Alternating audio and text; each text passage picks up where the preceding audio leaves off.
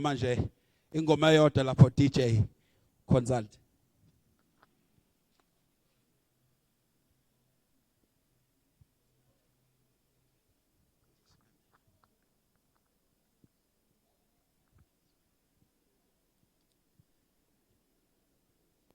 Okay, ngiyacela ukuthi njengamanje siphakamise umhlonishwa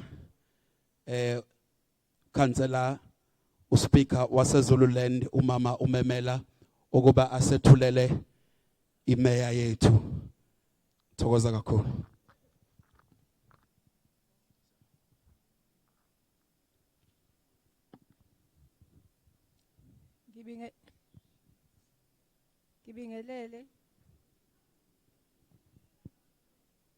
Ngibingelele ngenhlonipho enkulu ngicabanga ukuthi kuyazwakala. Ngibonge ithuba kumphathi ohlelo angipha lona. Kodwa ngingasho ukuthi mina angizizwa kahle. Banithi niyangizwa ke ku right. Ngicela ukubuza ngiyazwakala lapha ya. Ngiyabonga. Bengisathi ke ngibonga ithuba engiliphiwa umphathi ohlelo uGuzasta. Kulomzuzu ngicela ukukhuleka kuNdlunkulu walapha oSuthu kaNkosi. uNdlunkulu Mchiza nomntwana ahamba naye nabo bonke abahamba noNdlunkulu. Ngibingelele amakhosi akwaNongoma ngoba ngiyazi ukuthi noma engekho la amelelwe. Ngibingelele bonke abaseNdlunkulu, abantwana baseNdlunkulu noNdlunkulu abangaphakathi endlini. Ngibingelele izinduna zonke zamakhosi ezikhona endlini njengoba sikhona. Ngibingelele umhlonishwa umeya waseZululand Mashobana. Ngibingelele umeya wakaNongoma umhlonishwa uNdabandaba, umhlonishwa. Ngibingelele uSpeaker wakaNongoma umhlonishwa uMama Sithole. Ngibingelele uSpeaker waseBaqulusi umhlonishwa uNP Ndlela. Ngibingelele umntwana wasoSuthu osemukelile umhlonishwa uWB Zulu. Ngibingelele uDokotela uZO Mbatha osivulele ngomkhuleko Ndabezitha. Ngibingelele umntwana uRM Zulu exco aphinde abe uWhip we-ANC eZululand. Ngibingelele ngingakadluli ngicela ukuxolisela ikakhulu umhlonishwa uHadebe naye oyilungu le-exco kodwa ongaphilile kahle ongekho phakathi kwethu. Ngibingelele uWhip waseZululand ophethe omele uhlangothi le-IFP umhlonishwa unhlangothi okhona la phakathi kwethu kade nimbona ethula ihambeli. Ngibingelele uWhip we-NFP umhlonishwa uNtombela ukhona phakathi kwethu useke washiwo waphakama.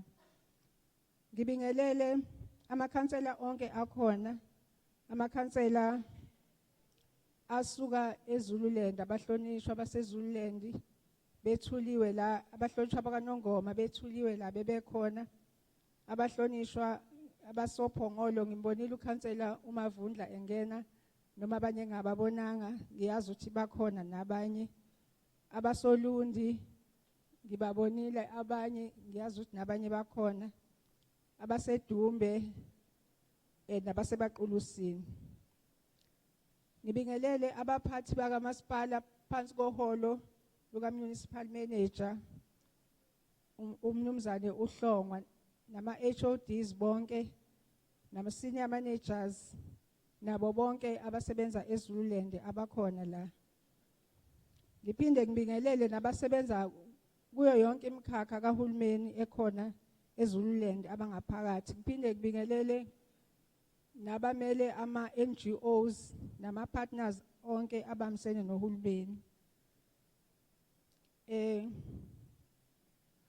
Ngokukhethekile ngicela ukubingelela bonke abakhona abamenyiwe baphumelela ukuba la ngaphakathi. Ngiyabona nje ukuthi kukhona ngisho nabangaphandle. Sanibonani. Ngithunywe ukuthi ngizokwethula umhlonishwa umeya waseZululand kinina. Umhlonishwa ungumtsinsi wokuzimilela lapha eZululand. Ngiyethemba isiZulu niyasazi. Angithokoze makunjalo. Bengizothi ngiyocela nibheke kwi-dictionary ngoba angeke ngize ngichaze leyo nto. Sibonge kakhulu. Into esithokozisayo ukuthi siholwe umuntu osiqonda kahle ukuthi silapha eZululand singabantu abanjani, siphila kanjani. Umhlonishwa usebe yikhansela iminyaka ewu28 kusukela ngo1996 kuqala kuba kube no local government. Wangena umhlonishwa waba yikhansela. Namhlanje cela ushayele izandla kuloko. Nginesiqiniseko sokuthi kumhlonishwa bengenzi kahle ngabe kade iqembu lakhe lamhosha lambeka eceleni kodwa ngoba nakho samqhuba kusho ukuthi usebenza kahle. Umhlonishwa futhi uyikhansela kubaqulusi uphethe iward ebaqulusi. Umhlonishwa useke waba usomlomo amahlandla amabili kusukela ngo2016 ebaqulusi. Wabuye futhi kuleli hlandla wayeseba seZululand waba yilungu leExco lomkhandlu ophethe. Umhlonishwa uyinduna yezinsizwa ebaqulusi. Uma ngabe amabutho esevunule ngeke uzumbone umhlonishwa uzahlale naphansi. Ngiyakhumbula nje kwakuvulwa itolo lapha eFryhead. Bathi bemkhuluma ngaye wabe ehlezi phansi emabuthweni enebe. Ngakho ke sihamba nensizwa ningadlaleli ngakuyona. Nidlale nibuye nganeno. Umhlonishwa ungumholi kweze IFP. Uphethe idistrict yonke, usihlalo wedistrict, ama constituency onke awu5 angaphansi koholo lwakhe. Ngiyathokozela lokho. Umhlonishwa ke sengigoqa ungubaba uganiwe uneyingane, unezinsizwa nezintombi. Ngigcineke ngokuthi ke mhlonishwa siyathokoza kakhulu ukuba phansi koholo lakho Mashobane.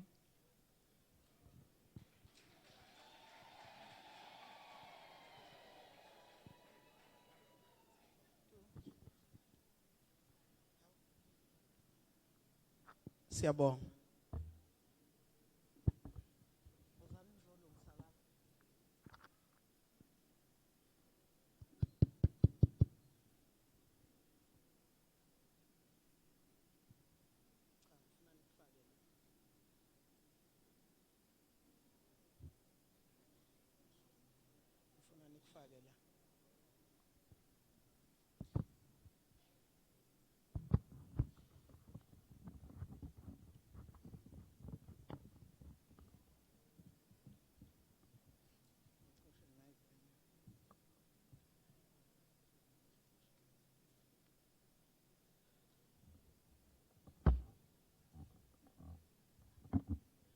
Bayede Nkosi. Bayede Nkosi. Hayi wendoni. Nansi ntoni. Oh bayede Nkosi. Bayede Nkosi. Hansi ntoni. Hey wendoni. Bayede Nkosi. Bayede Nkosi. Hey wendoni. Awubhekele ntoni. Bayede Nkosi. Bayede Nkosi. Hey wendoni. Awubhekele ntoni. Uyayivubela. Siyabonga.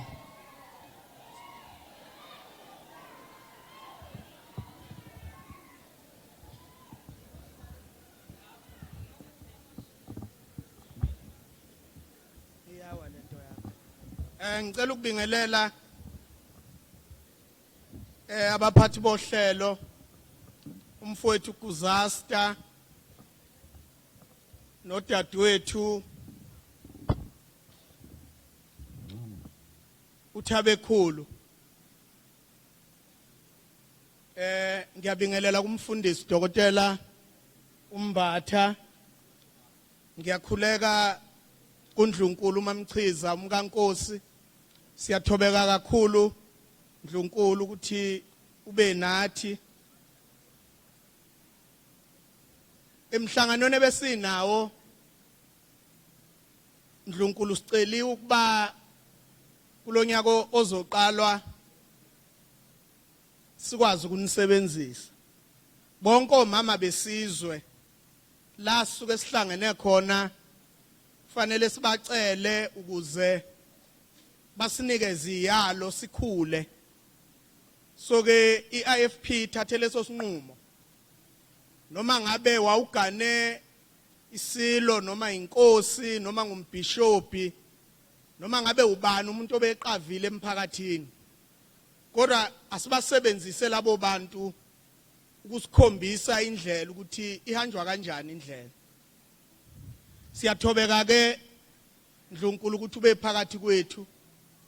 Izingane zethu Ndlunkulu zigana iviki nje bese ibuyele emva, kodwa ayibuyele ekhaya zigcwala izinkalo. Uma ibhekana nobuzima kube sengazuthi ubuzima buqala ngazo. Manje ke omama besizwe bayasiza ukuba basiyalela izingane zethu lezi esiganisayo ukuthi khonani lapha phambili. Siyathobeka ke kakhulu Ndlunkulu ukuba ube phakathi kwethu.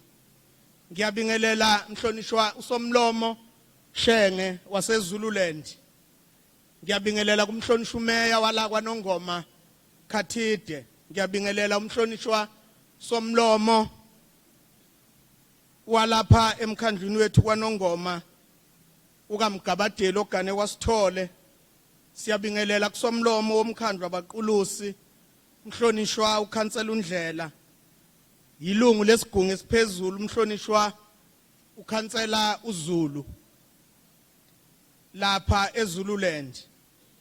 Bese kuba ngamakhansela esigungu esiphezulu somkhandlu kwaNongoma. Siyabingelela kuKhansela uNkosi, uKhansela uNtsele, uKhansela uDladla, uKhansela uZondo. Siyabingelela kumakhansela onke angaphansi komkhandlu waseZululand, amakhansela onke angaphansi komkhandlu wakwaNongoma,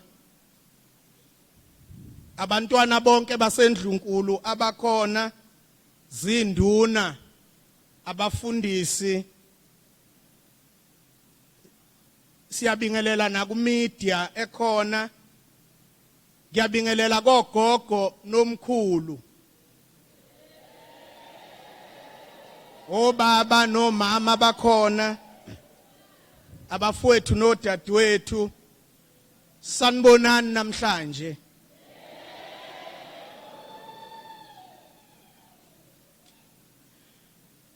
Ngiyafisa umhlonishwa uSomlomo ke wathi ukuveza kancane.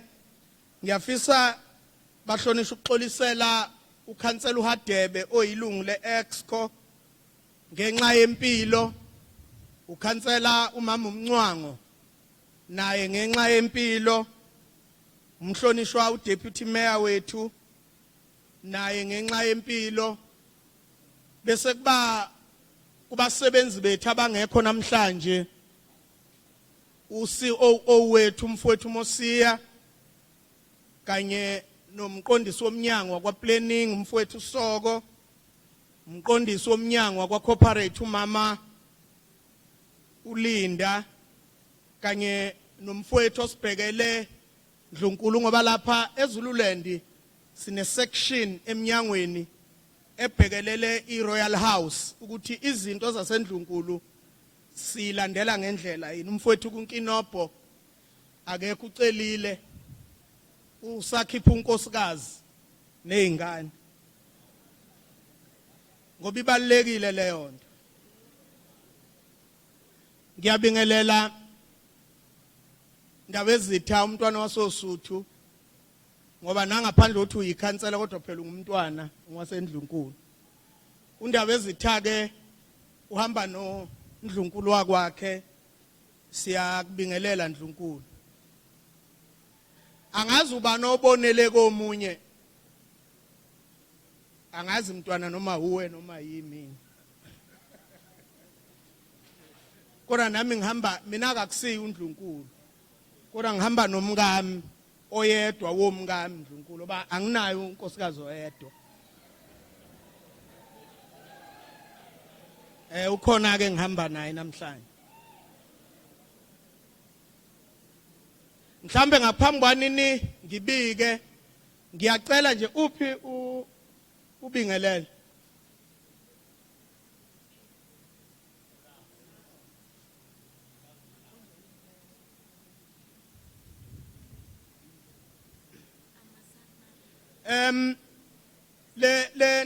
Le ntokazi la iduze kwami Ndlunkulu, ngicela ukuthi ngubike lokhu ukuthi njoba ingeyala kwaNongoma kanye nomfowethu uTshathu uGodo ngabala kwaNongoma, kuyekeke ukuthi abakwaNongoma kodwa ngabaseZululand. Lapha ya bahambe bayo sikhonzela lapha ku-SABC okhosini, kodwa ke basebephatha uhlelo lolu olukhuluma ngesintu likaMaskandi, bebengeneleke amaSatma. KulamaSatma ebebewangenele bawina.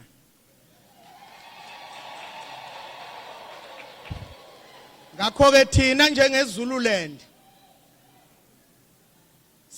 sikhipha ipost ukuba sibabongela, kodwa besingababongeli njengoba bewinile, kodwa besibabongela ngoba bayimele kahle iZululand emsakazweni. Kodwa ke futhi esizokwenza ngomhla ka-20 sizobe sibize onke amakhosi aseZululand, sobe siwakhiphile nje siwabonga unyaka siwenzela ilunch. Kodwa ke nabo sizobe sibaxubile ukubenzela umcimbi nesipho sokubabonga ukuthi basimele kahle emsakazweni.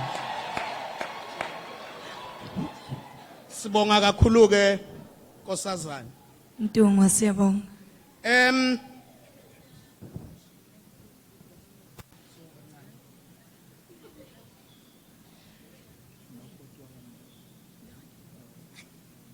Mphathi wohlelo, thina njengeZululand Ndlunkulu sithatha isinqumo sokuthi lolu chungechunge lokuba sihambe siyophendula emphakathini, savumelana namakhansela ukuthi sizoqala lapha kwaNongoma, ngoba Ndlunkulu nomhlonishwa umeya uKhathide njoba nike nashe ekuqaleni ukuthi kithi uNongoma uyinhliziyo yaseZululand.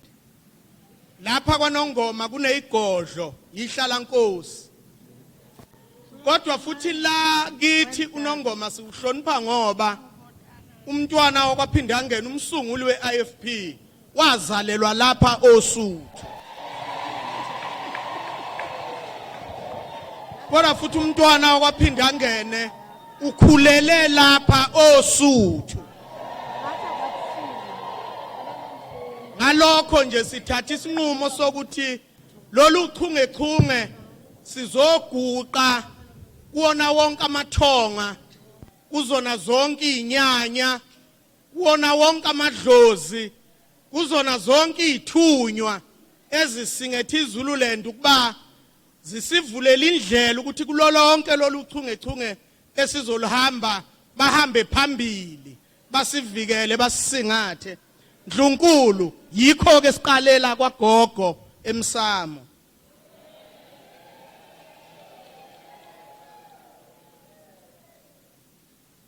Kodwa futhi sivumelene namakhansela ukuthi kulolu suku asikwazi ukungaphathi ukhisimuzi wogogo nomkhulu, ngoba ogogo Ndlunkulu yibo abaphethe imizi. Uma sithi ogogo bajabulela amaholidi, ayikho injabulo engajatshulwa ngugogo engenakho ukudla azokunikeza abazukulu bakhe.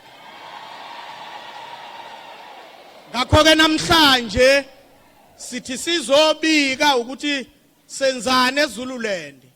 Kodwa kithi okuseqhulwini uma sizonyakazisa amathuna okhokho, siwanyakazisa ngokuthinta inhliziyo zogogo nomkhulu bethu abaphilayo.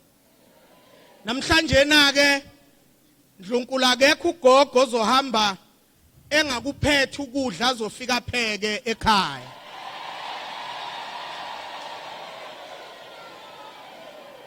Nengicelayo emakhanseleni aseZululand namakhansela ala kwaNongoma aqikelele ukuthi akekho ugogo ozohamba engawuphethe ukhisimuzi wakhe.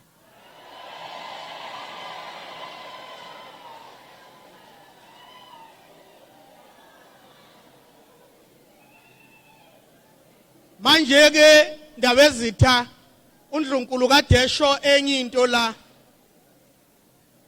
Ngake ngabuza omnye ugogo ngapha ngakithi, usemdala nje, umyeni wakhe uthi kwakuMashibe.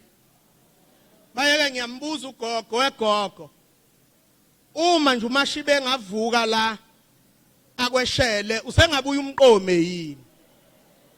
Wakhuza wababaza wathi hawu ngingowakhe nje, wathi akekho nje oyongithinta ngaphandle kukaMashibe. Manje ke ngibona nalapho uNdlunkulu usayincomela umdlokombane nje. Kusho ukuthi ma umdlokombane engavuka la angeke ananaze ukuyomhaga.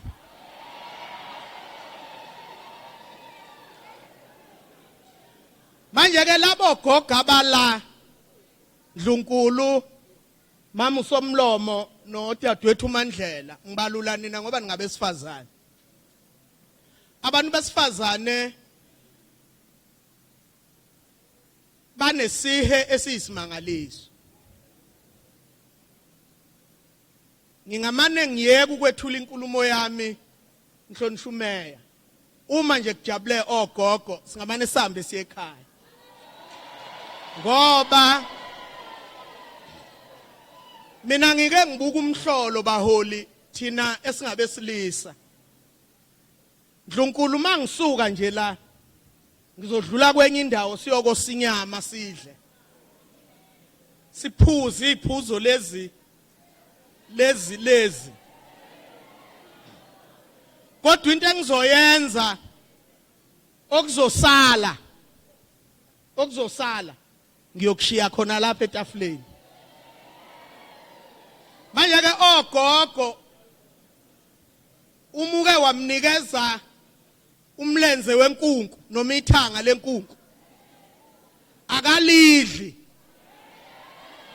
ulifaka esikhwameni. Lento omnika yona yena ucabangela abazukulu ekhaya, akayicabangeli yena.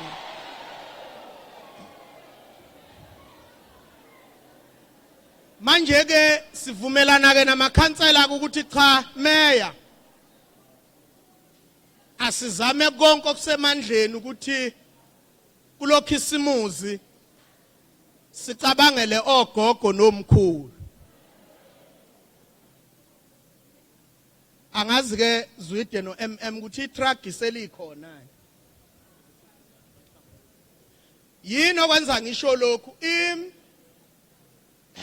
ningangizwa kabi ndaba ezitha noMashobane iANC ke ikhanda umtheshwana lo mtheshwana ke uthi ake kubhekwe lapha emshadweni ngoba imshado iku ICU kwenziwa ukuthi umkami nje umanxumalo nangu kodwa wesibili phela omdala uMabuthelezi manje kuthiwa ke akwenzi umthetho othi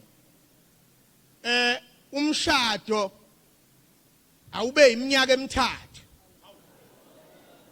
bese kuthi njalo emva kweminyaka emithathu siqale phansi sivumela ukuthi sengaqhubeka nomshado noma siyeke manje hayi asathandani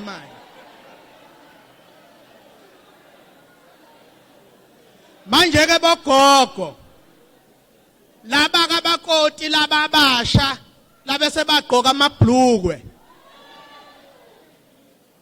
bawujabulela kabi lo mthetho ngoba bathi hawu ukhumala kasenamali hawu nangu yana uZulu nemali asingabe sisawuvuselela umshado sengifuna ukuqhubekela phambili kodwa umuntu uyathobeka ukuza ukuthi ogogo basathanda bayeni babo ababashiya eminyakeni engaphezulu kwama20 basabathanda namanje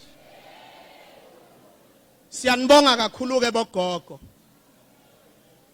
ukhona ingane la baba umfundisi noNdlunkulu uKhosi Sibiya useyingane nje kodwa uKhosi ubheka ingane ezincane ekhaya manje ke uKhosi ngizomnikeza ukudla okufana ncamashi nogogogo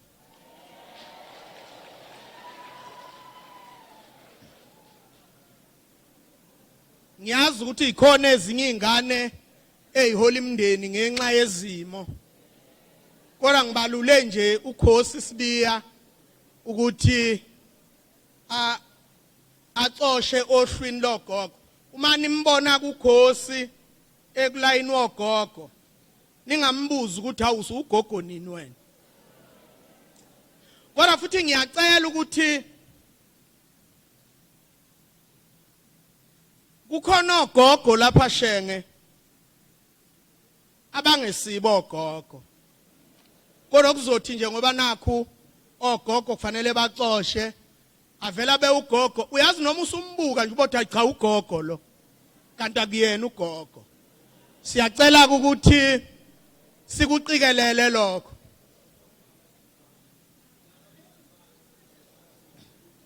kodwa futhi siqikelele uyangikhumbuza uMashobane la Ndlunkulu sekunogogo abajimayo manje ongathi umbheka uthi wena yitshitshi kanti ugogo ugogo naye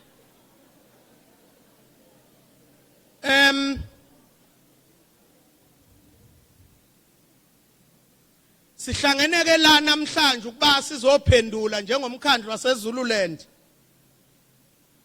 ukuthi njengoba nasivotela nasithuma kuhulumeni yini esiyenzayo sizophendula kini namhlanje kuba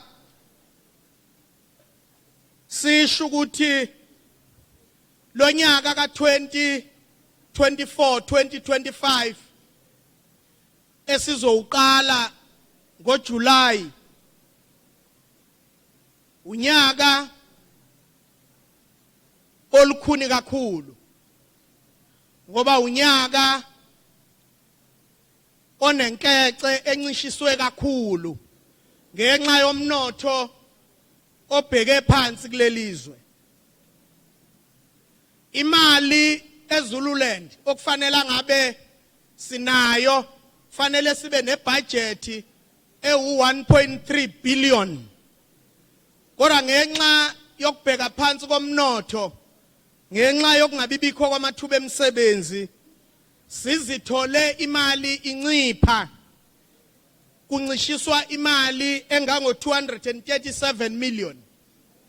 Lokho mphakathi wakwaNongoma kusitshela ukuthi intuthuka isezukuhamba ngendlela ebesifisa ukuthi ihambe ngakhona. Ngakho ke mphakathi wakwaNongoma sizobika ukuthi umsebenzi thina njengeZululand esibhekene nawo sibhekene nokuhanjiswa kwamanzi ahlanzekile kanye nokulethwa nokuthuthwa kwendle. Imsebenzi nje kithi njengeZululand emibili esinikezwe yona. Kepha kubiza kakhulu ukuletha amanzi ahlanzekile emakhaya ngenxa yokuthi indawo yaseZululand ilugwadule cishe ingeyesibili ukuzedlula zonke indawo lapha kwaZulu Natal. Ngakho sinazi indawo ezizikhungo zamanzi ukuze abantu bekwazi ukucosha amanzi ngesikhathi esifanele nangendlela eyiyo. Siphoqeleka ukuba simbe imigodi lokho kuthiwa ngama-borehole ukuze sisondeze amanzi. Kodwa futhi uma sesiyimbile leyo mgodi siba nenkinga yokuthi ebusika ayisebenzi leyo mgodi ngenxa yokuncipha kwamanzi ngaphansi komhlaba. Kodwa futhi inkinga esinayo asinawo amadamu azokwenza ukuthi agcina amanzi ukuze abantu sibalethele amanzi ngamapayipi ukuze bakwazi ukucosha amanzi egcekeni noma endlini. Njengamanje sibhekene nenkinga yokuthi kufanele sitshale amabhiliyoni ngamabhiliyoni ukulanda amanzi emkhanyakude edanyini laseJozini. Kusidla imali ezigidigidi sisalanda nje amanzi engakafiki kini ukuba niwaphuze. Enye inkinga esibhekene nayo sinedamu nje elilodwa la eZululand okuyidamu eliseFrayede. Kodwa naleli lingenawo umthamo wanele ukuba abantu bangacosha amanzi. Ngakho ke sineyindawo eziningi lapha kwaNongoma eyikade isebenzisa ama-borehole angasaphuma amanzi ngenxa yokuthi uma amaphampu ethu ephampa amanzi kutholakala ukuthi amanzi awasekho phansi ephampa umoya ayasha abeseyafa tholakala ukuthi amanzi awasatholakali. Ezinye zeyinkinga esibhekene nazo esithi sizobika kini ngoba umkhandlu waseZululand ngowenu. Thina kufanele sibike kini, kufanele siphendule kini ukuthi senzani ngemali yenu. Sizokwenza lokho ke namhlanje. Uma ngiqeda nje ukuhlala phansi umphathi wohlelo uzokhomba abantu noma abahlanu abazobeka imibono ukuthi bona bathini ngalesi simo esibhekene naso la kwaNongoma. Bazosiqwashisa ukuthi bona bebebona senze kanjani ngoba yinini impela okufanele nisiqwashise nisihlomise ukuthi yiphi enye indlela esingenza ngayo kule nkece encane kangaka esengiyishilo. Kodwa futhi enye into esibhekene nayo yudaba lwendle. Inkinga esibhekene nayo Ndlunkulu nabahlonishwa kufuza ngabe indle siyithutha ngamapayipi ihambe iye la okufanele ifakwe khona amakhemikhali ishintshwe khona ingabi ubuthi. Kodwa ngenxa yendawo esakhe kuyo ngoba thina sakhe endaweni ezisemakhaya siyaphoqeleka ukuba senze imigodi. Kodwa futhi nayo imigodi kusithatha iminyaka yonke leminyaka nje lesikuyo awekho ama-toilet esiwakhile ngoba eminyakeni emibili edlule umkhandlu waseZululand umangalelwe enye yeinkampani okuthiwa uRockler owayimangalela ukuthi ifuna ukuba umsebenzi wenziwe yiyo. Sibe nenkinga ke yokuthi uma sidudulane inkantolo isithi asimi ukuqhubeka nokwakha ama-toilet. Uma uRockler eseluwinile icala inkantolo yanquma ukuthi asiqhubeke sinike uRockler umsebenzi. kodwa kwatholakala ukuthi imali ayisekho. Yikho kusifaka enkingeni yokuthi kuze kube imanje awekho ama-toilet akhiwayo. Sibhekene ke kodwa nenkinga yokuthi umsebenzi ususemuva kakhulu ngodaba lwama-toilet ngoba isithunzi somuntu omnyama siqala lapho ekuthenini abe nendawo eyanele yokuyikhulula. Kodwa sizobika ukuthi kulolu hlahlomali lonyaka ozoqala sinemali engango-80 million ezobe isisebenza udaba lokuthi sakhe izindlu zangasese. Incane kabike leyo mali isho ukuthi mincane imizi ezohlomula uma uhlanganisa yonke iZululand ukuba bathola izindlu zangasese.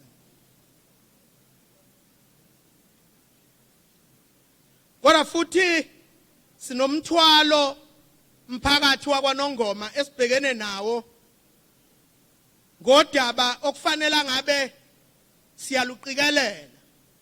Kukhona abantu okufuza ngabe bayawakhokhela amanzi ngoba bogogo nomkhulu bafowethu nodadewethu uMandela lento wayisho ngoba wayefuna ukuba abantu babona uhulumeni engcono kunohulumeni wamabhunu. Wathi yonke into izoba mahala. Cha, ayikho into yamahala. Ayikho. Njengamanje sithatha isinqumo sokuthi bonke abantu abathola amanzi endlini uma nje uvula impompi endlini sizofaka imitha.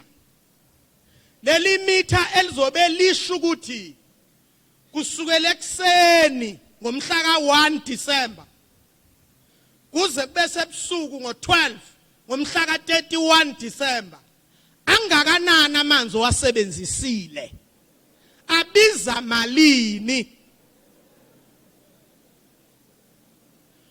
Ngoba kuyabiza ukukhokhela izihlanzi manzi, kuyabiza ukukhokhela ipayipi seliqhumile, kuyabiza ukukhokhela abasebenzi okuyibona abaqikelela ukuthi amanzi asuke kusihlanzi manzi ayofika kuwe ukuze uwaphuze. Zonke lezo zinto idinga imali. Kodwa bogogo nani bomkhulu kanye nani nina ningasebenzi akunandaba ukuthi nifakelwe imitha, ungesabi, ungethuki, ungatatazeli. Ingani phela wena ongasebenzi uzohamba uyogcwalisa iform le-indigent elisho ukuthi mina angisebenzi, mina ngihola impesheni. Ngakho umuntu ohola impesheni awukwazi ukuthi angakhokhela amanzi.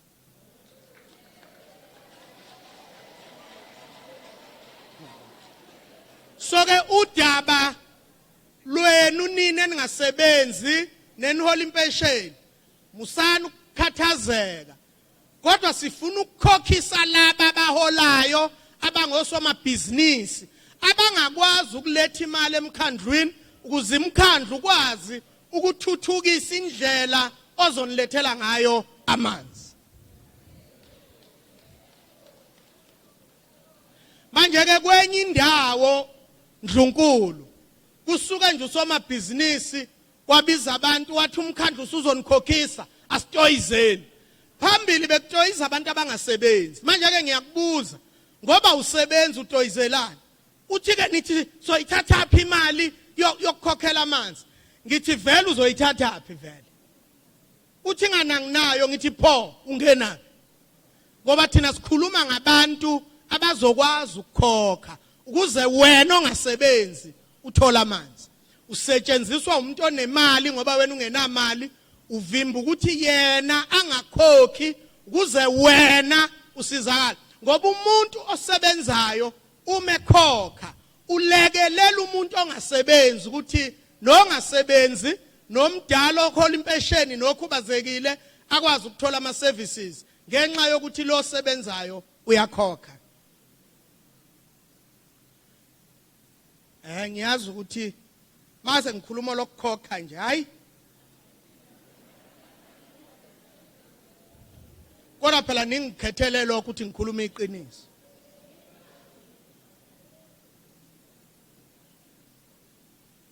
So ke siyacela ukuthi xumanani namakhansela ukuba anilekelele. Zinengi izinto ezihlonyulwa umuntu ongasebenzi nezihlonyulwa ngugogo nomkhulu oholimpesheni nokhubazekile. Kungukuthi nje ukuxhumana kukahle yini ukuze wazi ukuthi uma ufuna ukuthola isaphulelo sikagesi wenze njani, uma ufuna ukuthola isaphulelo samanzi wenze njani.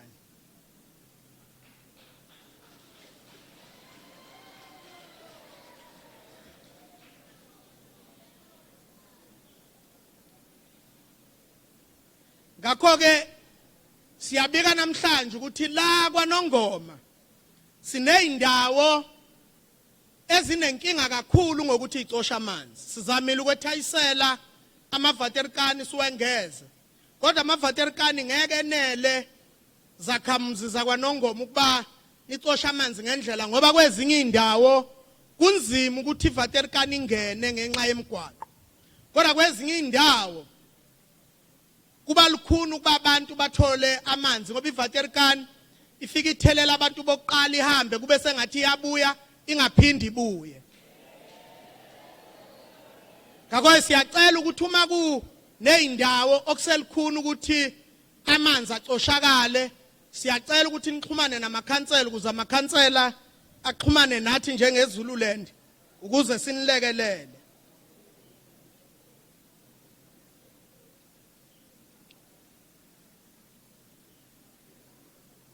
So kuneyindawo ezilikhuni kabi ezingathola amanzi ngendlela ofuna beziyawathola.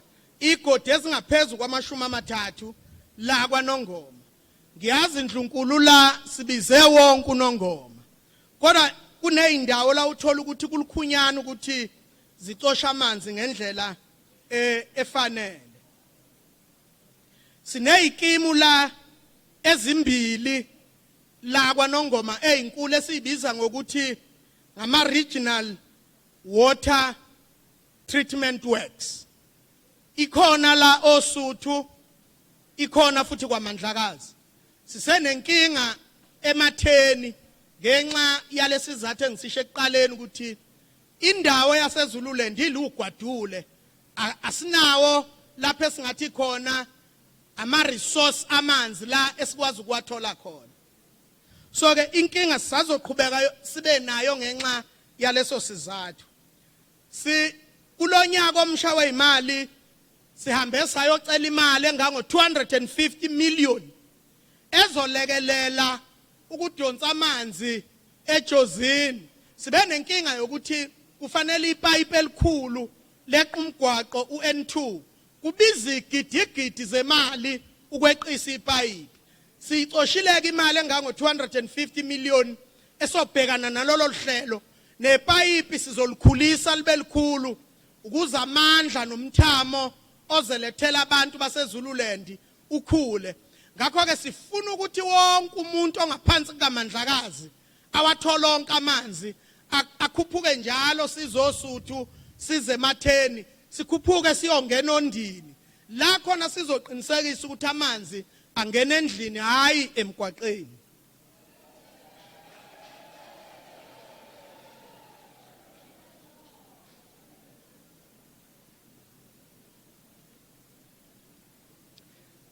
So ke mphakathi wakwaNongoma ngithanda ukuxolisa kule mphakathi elandelayo ephazamiseke kakhulu ngenxa yokulimala kwamaphampu ethu kanye neinjini zethu ukuba amanzi ahambe ngendlela efanele afinyelele kubantu. Le mphakathi ethintekayo indawo yaseBuxton enenkinga ukuba ithola amanzi kuWard 8, indawo yaseBazini kuWard 6, indawo yaseMpuphusi kuWard 5 kanye nasekuvukeni kuWard 10. Lezi indawo zinawo amaphampu kodwa ngenxa yalesi sima kade ngisibala ayafa ngoba adonsa umoya sithi kade siwalungisa phinda afe bese abantu bengawacosha amanzi ngendlela efanele.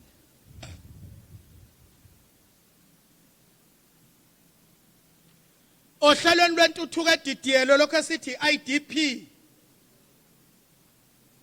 siyazama ngamandla ethonke ukuqinisekisa ukuthi lolu hlelo luhambisana nesabelo imali lesakade ngisisho salonyaka esizowuqala. Kumele ke emphakathini niqonde ukuthi umphakathi wakithi kulolu hlelo esiletha kini luqale ngokudwetshwa noma ukuhlanganiswa konyaka ofile, kusho ukuthi siluqale ngonyaka ophelile ukuba siluhlanganise siludidiyele silibize ngokuthi yi-IDP. Njengoba nakulonyaka ozayo sesiqalile ukulusebenza lolo hlelo, kodwa enye into esiyinxushayo mhlonishwa umeya Khathide udaba lokuthi i-IDP iqala kakhulu emkhandlwini yamalokali, ngoba lapho sisuke sikhuluma nge-IDP yewodi newodi. Kodwa thina uma sesihlanganisa i-IDP yaseZululand sisuke sesikhuluma nge-IDP yakwaNongoma, i-IDP ekhuluma ngomasipala nomasipala. Kodwa maniqinisekisa ukuthi emawodini i-IDP ingena ngohlelo olufanele, siyazi ukuthi akekho umuntu ongeke acoshe ukuthi yini okufanele yenziwe kulelo wodi. Mphakathi wakwaNongoma sibe nohlelo lolu lokuzama uhlelo lokuthi abantu abasha bacosha amathutshana emisebenzi, kodwa lawo mathuba emisebenzi azokwakha uqeqesho lokho esikubiza ngokuthi ama-EPWP. Sizamile ukuba la eZululand yonke sibe nama-EPWP awu-350 kulonyaka aqalile njengamanje. Ngokomthetho we-IDP ithi umuntu umumfaka ku-IDP usuke wenze lithathola uqeqesho athola isitifiketi abese hamba ngesitifiketi sakhe ayoyimela ngekhona asuke nalo. Kodwa siba nenkinga amakhansela mhlonishwa umeya wokuthi abanye sibathathiswa isimo sokuthi cha ke uyabona ke lo kulanjiwe ngempela ekhaya, simthathiswa yilokho.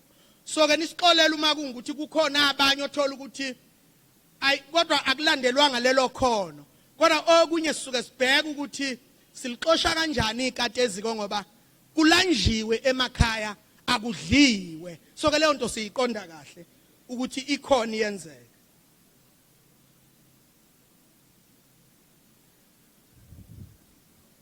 Sinohlelo ke lolu esilibiza ngokuthi umkhakha weinhlekelele.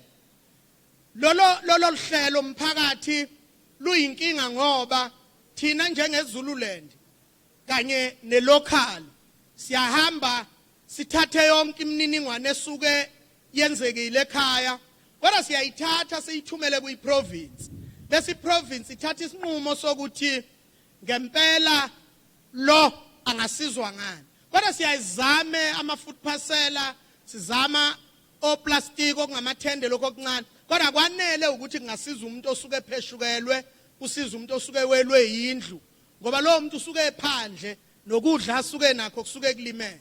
Kodwa siyasiqikelela ukuthi siyakuthatha sikusa kuyiprovince ukuze iprovince iselekelele. So ke nala kwaNongoma sike sanalo lolu hlelo oluba kanjalo la kulimala khona imizi yabantu ngenxa yesiphepho.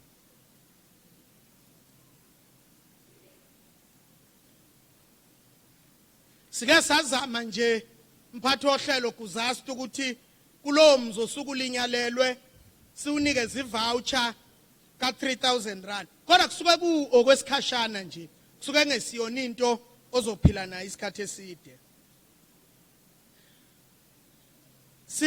Siba naloku uhlelo oluthinta abantu abasha ngoba sifuna ukutshala phela nakuba abantu abasha. Sinabo nje abafundi abawu50 abaphuma kuyo yonke omasipala bethu ukubacija ngamakhono ukuthi noma ngabe akanawo umsebenzi kodwa ikhona nalo sikwazi ukumcija kulo. Sinendawo okuthiwa indonsa, noma ngabe wenza umsebenzi wezandla, noma ngabe uyacula, noma ngabe uyathunga, noma ngabe ufuna ukulima ukuthola uqeqesho, siyakwenza konke lokho. Kade sibakhipha nje abafundi akade behlomla itifikethi ngalo lolo hlelo. Kodwa kusikhathaze kakhulu namakhansela ahloniphekile, sikhathazwe ukuthi indonsa kubukeka sengathi siza abantu basolundi kuphela. Yini ngathi siza abantu basolundi?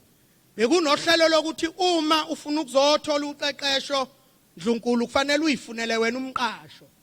Kuyabalimaza ke kakhulu abantu abasha ngoba abanayo imali yokukhokhela umqasho. Kodwa kulolu hlahlomali oluzoqala sizofuna ukuthi abantu bakwaNongoma bazothola uqeqesho kwaNongoma bangayo Lundi. Abantu basophongolo, abantu basedumbe, abantu basebaqulusini. Hayi manje ukuthi bazokufanele baye oLundi. Uma nje sebebhalisile sizohamba siyobaqeqesha kumasipala wabo ukuze sigwemele into yokuthi ufuna bakhokhela imiqasho, ufuna bathenga ukudla, ufuna bagibele. Yikho kwenza ukuthi ubabone sebehlehla, ubone umuntu uyabheka kuyilist uthola ukuthi uyedwa babili osuka komunye umkhandlu bonke ngabasolundi. Sizoqeda ke lokho ngalolo hlelo esizoliqala.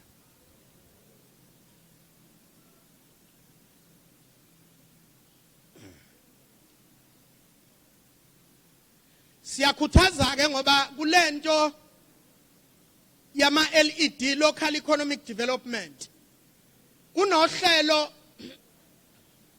kule yamnyaka umntwana waphinda ngene wasifundisa lento ukuthi ake siyeke lokhu ukuthi sifuna ukuphiwa izinto asambe siyisebenzele sizakhe sizenzele. uNdlunkulu ke kade ekhuluma ngalento la kodwa ishwa esibe nalo ukuthi abantu baphenduke badla ingcingo ufaka ucingo balintshontshe balidayise. Yancipha lento yokuthi abantu balinyelwe ngendlela efanele. So ke sinogandaganda esibabekela kwaNongoma ababhekelela ukuthi balimele labo abangama co-op. Kodwa siba nenkinga yokuthi labantu abangama co-op akubabiyelwe. So ke soba nohlelo lokuthi siqikelele ukuthi babiyelwe yini ukuze sibone ukuthi lokho esisuke sibasize kukho belinyelwa kukhule kangakanani bathola siphi isivuno.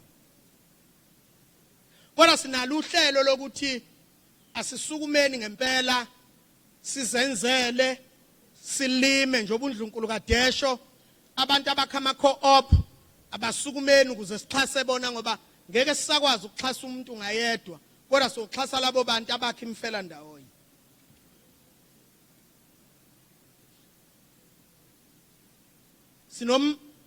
Sinomkhakha ke Ndlunkulu engeke ngawubika othi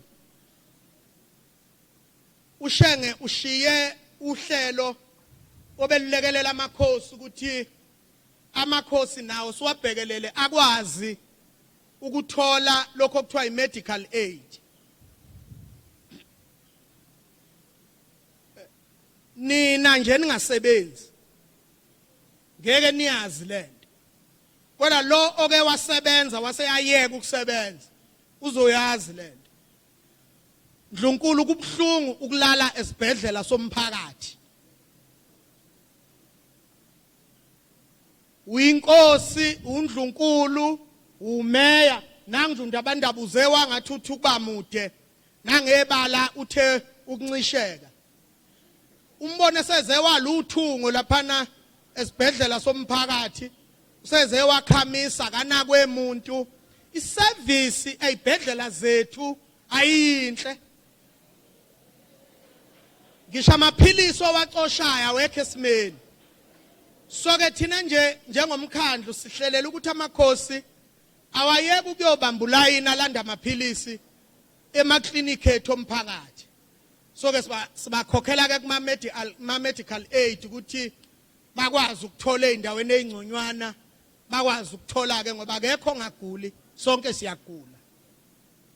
Sinohlolo ke olunjalo esilwenzayo. Sizobika ke kini ke umphakathi waseZululand ukuba yilokhu esibhekene nakho. Inhloso yethu ukuthi amanzi afike ehlanzekile, hayi emgwaqeni, hayi ngevaterkani, kodwa uvula impompi endlini. Yilapho ke siyothi thina njengeZululand hayi sesikwenzile sekuphelele. Kodwa njengamanje akuphelele ngoba asikafiki lapho. Sicela ukuba niseseke. Singamakhansela ahlukahlukene kodwa indlela esibambisene ngayo ikutshela ngokusobala ukuthi lo mkhandlo waseZululand ukude la oyakhona nezinguquko ezinqala.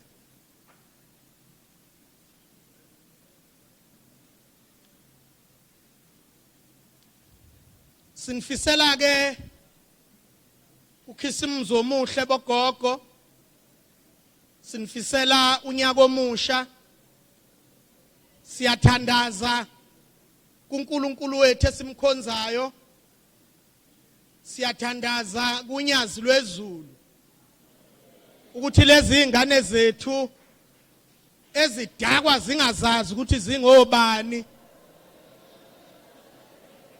Sengathi noma zithi iphuza utshwala zingadakwa nje, ziyabe yathezi yaliqeda ibhodlela zingadakwa. Baphuze bona kodwa baba sathe bangadakwa. Baze babuzana ukuthi mangaka amaphesenti la, kuthiwa hayi u43% kodwa angadakwa. Ngoba inhlekelele esibhekene nayo ethi ingane zethu uma seyidakiwe ziyalwa, ziyalimazana, ziyagwazana, ziyadubulana. Kodwa futhi okunye abakwenzayo udakwa amaqeda angene emgwaqeni zimshayisa imoto, onemoto adakwe, adrive imoto ashayisa abangadakiwe. Sesikhuze sakhathala Ndlunkulu, yikho sesikhuleka onyazini lwezulu ukuthi hayi Shembe selekelele buye kutshwala bube khona kodwa qeda amaphesenti.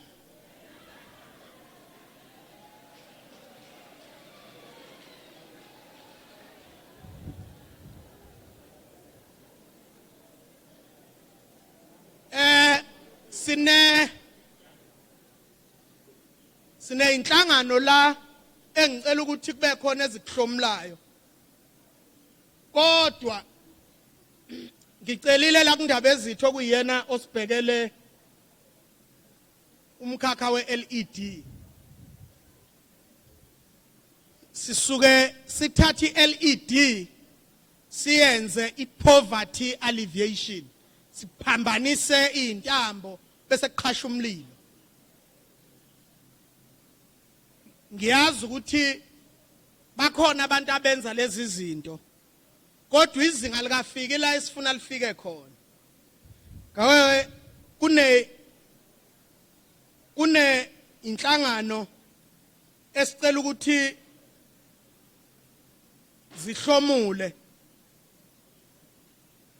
Kukhona inhlangano okuthiwa iphila ngenkosi project. Yona ke namhlanje izohamba iphethe istofi kanye nebhodwe. Kube nenhlangano okuthiwa iJabu project. Ijabu lisizwe nakhona futhi izohamba iphethe ibhodwe nestofi. Kube inhlangano okuthiwa iJoyce Pty Ltd. Yona ke izohamba iphethe ibhodwe nestofi. Kube nenhlangano okuthiwa iNomsa project.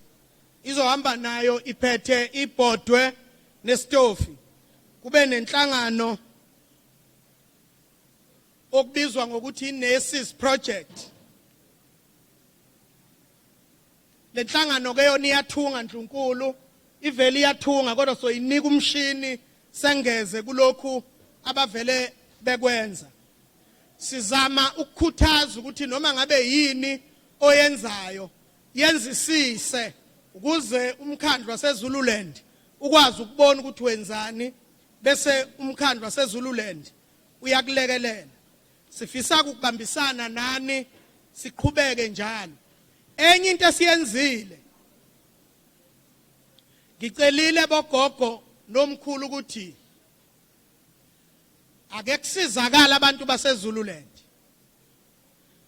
Ngiqala kuGuzasta nje uGuzasta lo owala eZululand ngize kudadewethu uBingelela owala eZululand yabona ke kade kucula la kucula uThokozani Langa ngowala eZululand so ke akezidle ekhaya manje la ekhaya ngicelileke nokuthi laba abenzela ogogo okokuthi baxoshwe kuyethunjini uGabisa ongu-municipal manager ngimnika instruction ukuthi aqashwe abantu bakwaNongoma uma sengiyophongolo ngifuna abasophongolo uma ngiyeDumbe ngifuna abaseDumbe uma ngiya Olundi ngifuna abasolundi uma ngiye Baqulusini ngifuna abaseBaqulusini so ke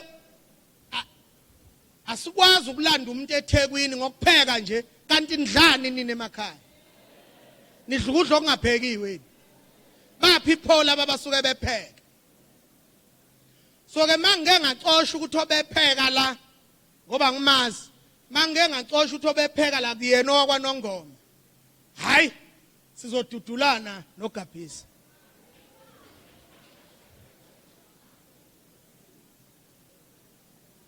so dudulana nje impela kodwa phela isiZulu sibuye sithi induku enhle igawulwe ezizweni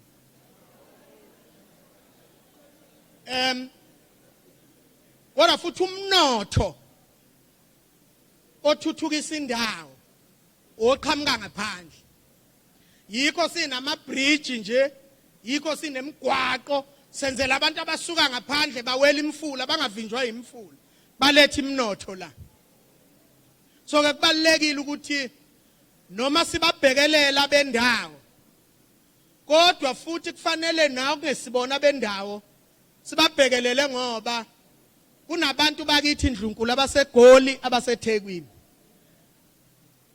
akufanele sivala umnyango bese bethi abaseGoli hambani la hambani eZululand ngicina ke ngelithi Ndlunkulu nabantwana baseNdlunkulu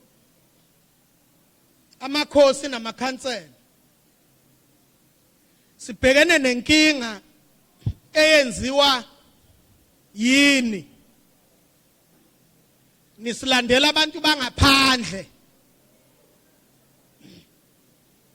impela nje uzuthatha icontainer uyibeke egcekeni kwakho uqashisela umuntu wangaphandle uzusha impela uthi ngingumfelokazi mina ngizokondliwa ubani ufuneka ukuthi arente kodwa lezi izinto ezidayisa kule container oyibeke egcekeni kwakho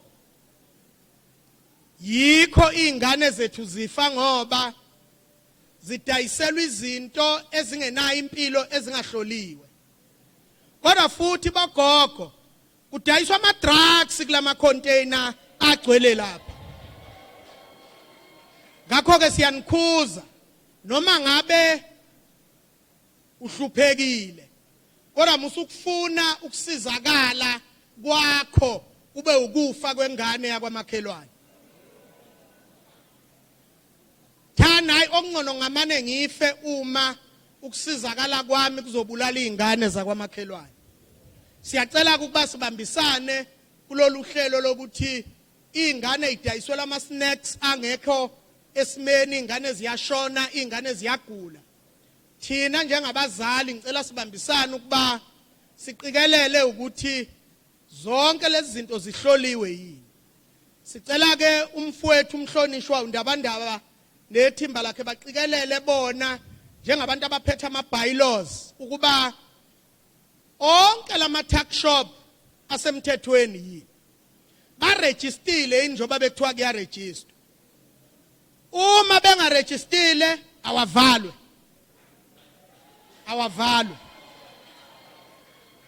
ngoba izingane zethu ziyikusasa laseZululand uma izingane zethu zizoshona kusho ukuthi ikusasa laseZululand alikho sengathi kuNkulunkulu anganibusisa anivikele anihole anifudumeze size siubone unyaka ka2025.